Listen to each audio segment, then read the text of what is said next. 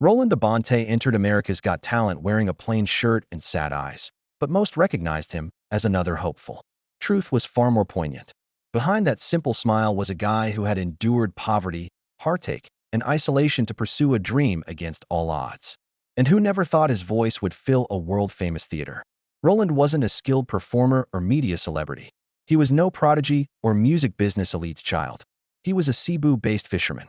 Roland paddled into unknown waters to catch fish every morning, just enough to feed his family and survive. His calloused, brittle hands were used to nets and ropes, not microphones. Not adulation, but resilience defined his existence. Roland treasured a special gift close to his heart. Roland sung while his co-workers worked quietly. In the tranquil ocean mornings, his clean, powerful, and longing voice floated through the air. His sole audience was the waves and wind for years, until someone recorded him. His secret dream opened when the video went viral in the Philippines. The recording got him on America's Got Talent.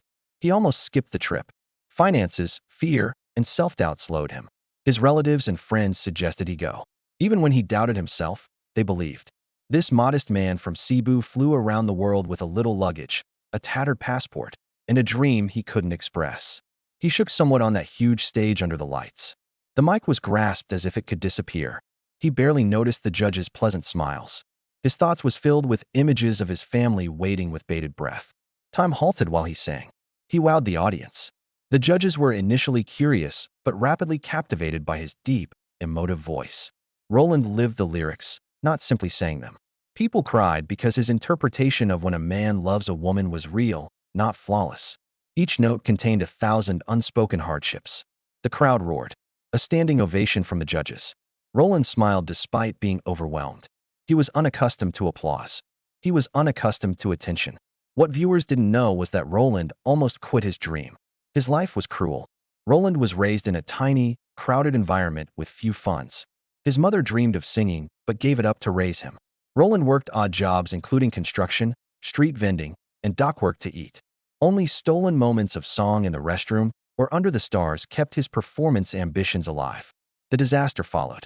Roland fell in love and married young. They met through music. She was his biggest admirer when he sang locally.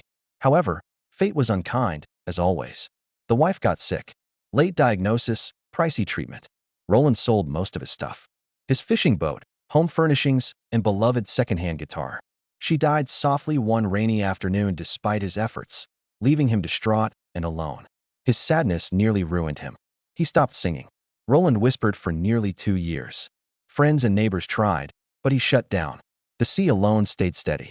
The waves took his tears every day he returned to the water. Something changed when a local child requested him to sing again. He regained his voice slowly and painfully.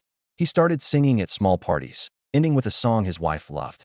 The viral video followed. Without alerting him, a friend uploaded it.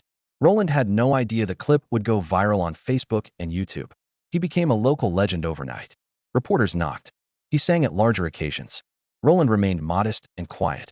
He considered going higher after a Filipino talent scout proposed America's Got Talent. His instinct warned him it was impossible, but his scarred heart encouraged him to try again.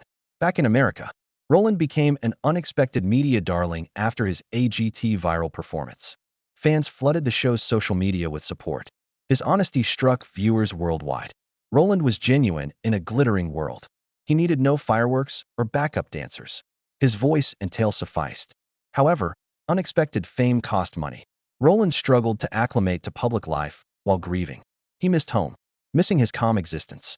Interviews stressed him. He felt like a fisherman despite star treatment. He called his family at night, crying, from hotel rooms, unsure of his place in this new world. A simple man, he said, no idea how to be famous. His AGT adventure ended without a grand finale win. He advanced, but was eliminated. Fans were furious he got robbed. Roland was grateful. In a post-show interview, he said he came with nothing and left with love. Roland went to the Philippines after AGT. He was offered recordings, live gigs, and music deals. He accepted some, rejected others. He took care. He wished to remain himself. He started performing and releasing songs independently in Southeast Asia. More importantly, he supported local organizations with his fame. He refurbished his fishing boat, not for himself, but for beginning fishers. Roland Abante sings today. For health, not glory. His venues include churches, schools, and community centers. Every song he sings honors his late wife, mother, and everyone who believed in him when he couldn't. His narrative goes beyond talent shows. About resilience. About finding your voice after loss and dreaming while the world tells you to stay quiet. Roland never expected to be a star, but his authenticity gave millions hope. Roland's story shows that even the most improbable sources can tell meaningful stories in a time when stories feel contrived. One fisherman, one microphone, and one song changed everything. Subscribe and click the bell.